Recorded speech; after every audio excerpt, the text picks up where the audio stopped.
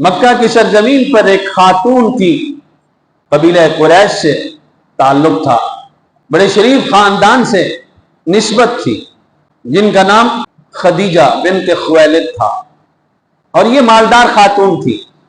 مالداری کی وجہ سے تجارت میں حصہ لیتی۔ قریش مکہ کا جب قافلہ تجارت کے لیے باہر جاتا تو یہ بھی اپنا مال بھیجتی، کسی کو اپنا وکیل بنا کے، کسی کو اپنا ملازم بنا کے، کہ تم میرا مال لے جاؤ، میرے مال کے ذریعے سے تجارت کرو، کاروبار کرو، اور میں تمہیں معاوضہ دوں گی۔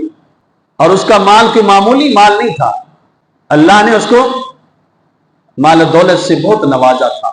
فرمایا کہ جب قافلے جاتے تھے، مکہ کے تمام تاجروں کے مال ایک طرف اور خدیجہ بنت خویلد کا مال ایک طرف ہوتا۔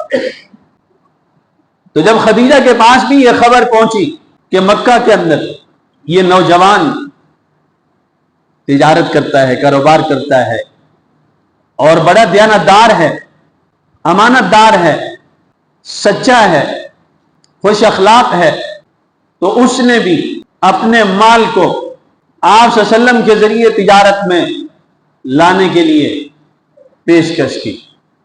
آپ کی عمر مبارک 25 برس ہو رہی تھی۔ مکہ کے اندر ایک قافلہ تیار ہوتا ہے شام کی طرف تجارت کرنے کے لیے۔ جب یہ قافلہ تیار ہوا تو خدیجہ بنت خویلد نے آپ صلی اللہ علیہ وسلم کو پیغام بھیجا کہ قافلہ جا رہا ہے، میں چاہتی ہوں اس قافلے میں آپ میرا مال لے کے جائیں، اور جب آپ میرے مال کے ذریعے سے تجارت کریں گے، بزنس کریں گے، کاروبار کریں گے، جیسے پہلے لوگ میرا مال لے کے جاتے ہیں اور ان کو میں معاوضہ دیتی ہوں، آپ جائیں گے، میں آپ کو ان سے ڈبل معاوضہ دوں۔ آپ نے اپنے چچا کے حالات، جن کے پاس آپ رہتے تھے، چچا ابو طالب، وہ دیکھے ہوئے کہ ان کے حالات معاشی طور پر کمزور تھے۔ اس کا تذکرہ مزید آگے انشاءاللہ آئے گا۔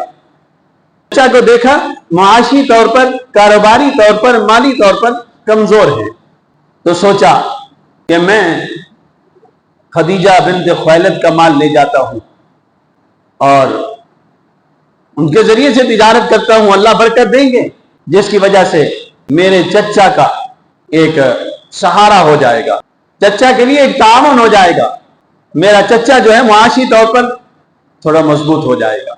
تو خدیجہ بنت خویلد کے تقاضے پر آپ نے ان کی پیشکش کو قبول کیا۔ چنانچہ یہ آپ کا دوسرا سفر تھا شام کی طرف، کہ اب آپ کی عمر مبارک 25 برس ہو رہی ہے۔ پہلا سفر جو آپ نے کیا تھا اس وقت عمر مبارک 12 برس تھی، چچا کے ساتھ گئے تھے۔ اب آپ خود جا رہے ہیں۔ ہاں، خدیجہ بنت خویلد نے کہا کہ میرا غلام ہے جس کا نام میسرہ ہے، وہ بھی آپ کے ساتھ جائے گا۔ پھر میں ٹھیک ہے۔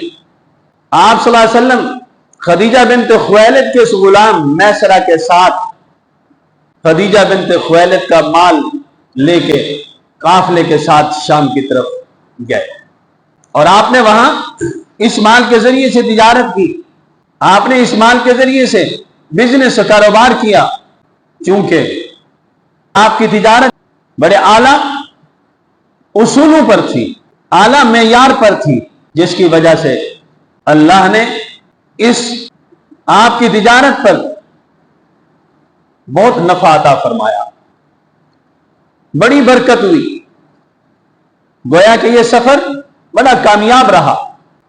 اور یاد رہے آپ کے تجارت کے اصول ہیں، آپ نے اس وقت یہ اصول مقرر کر کے، در حقیقت آپ کو جو ملنے والی شریعت تھی اللہ تعالیٰ کی طرف سے، آپ کو جو ملنے والی شریعت تھی اس شریعت کی یہ بنیاد تھی۔